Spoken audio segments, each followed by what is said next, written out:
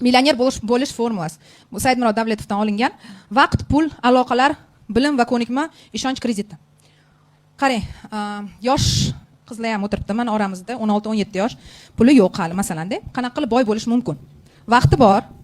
Vaqtini to'g'ri, unumli foydalangan holda bilim olib, o'zida yangi ko'nikmalar hosil qilib, ko'nikmalar hosil qilgandan keyin pul topadimi? O'sha sekin-sekin o'zim bilimini orqali pul topishni boshlaydimi? Pul topgandan keyin yoki qarang, vaqt, pul, birikma, aloqalar bilim olganda aloqalar o'rnatib pul topishni boshlaydimi? Undan keyin ishonchga kiradimi? Odam sekin-sekin boyishni boshlaydi. Bu asosiy formula.